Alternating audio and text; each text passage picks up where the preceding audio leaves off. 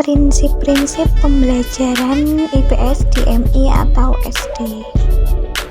Sebelumnya, perkenalkan, nama saya Husnul Endisa Dwi Ningtyas, NIM 1262052132221 dari PGMI Limado.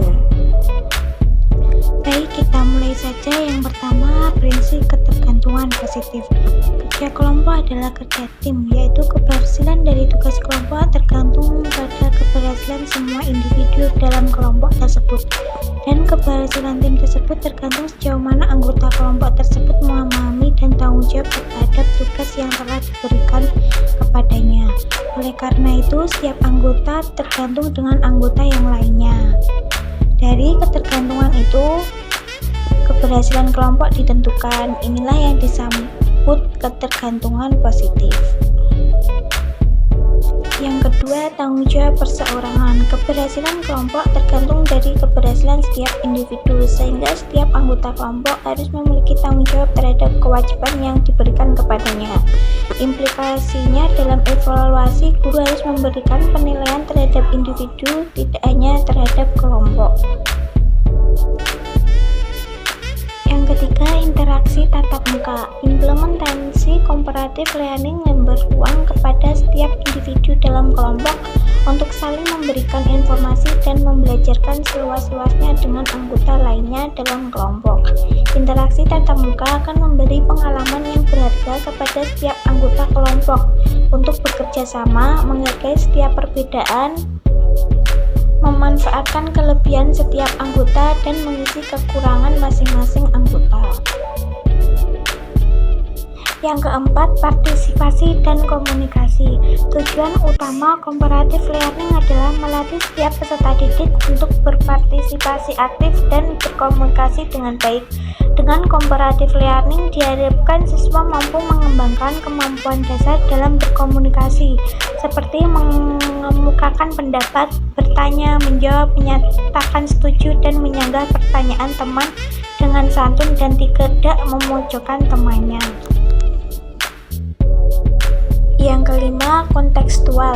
Salah satu prinsip dasar pembelajaran IPS adalah kontekstual, yaitu dalam proses pembelajaran peserta didik diarahkan untuk belajar tidak hanya dari materi yang bersumber dari buku, akan tetapi dari materi yang bersifat ada di sekitar peserta didik, baik lingkup keluarga, teman, sebaya, maupun lingkungan lain. Dengan belajar dari segi lingkungan dan kehidupan di sekitar peserta didik, diharapkan mereka mampu menjadi peserta didik yang mandiri, mendorong mereka belajar dari sesama teman yang mempunyai latar belakang dan keadaan yang berbeda-beda, dan juga memahami lingkungan yang berbeda. Yang keenam, problem solving. Selanjutnya, dalam pembelajaran IPS di SD atau MI, peserta didik juga dididik supaya mampu mengetahui, memahami, mencari solusi dalam masalah sosial yang terjadi pada diri peserta didik beserta lingkungan di sekitarnya. Karena dalam pembelajaran berbasis masalah, peserta didik dilibatkan meneliti informasi yang spesifik untuk sampai pada kesimpulan yang belum ditetapkan sebelumnya. Yang ketujuh, inquiry.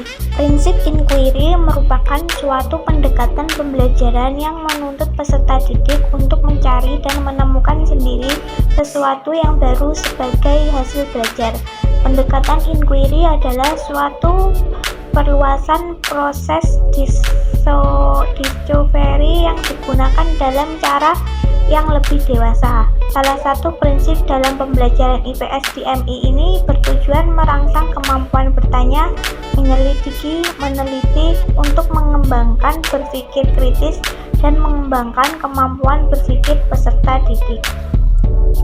Yang kedelapan, keterampilan sosial. Pendekatan keterampilan proses bertujuan menumbuhkan keterampilan yang berkaitan dengan suatu proses tertentu yang perlu dilatihkan. Menanamkan perilaku tertentu biasanya perlu dilatih dan biasakan sehingga nanti akan muncul perilaku yang diharapkan dalam bermasyarakat. Sekian, terima kasih.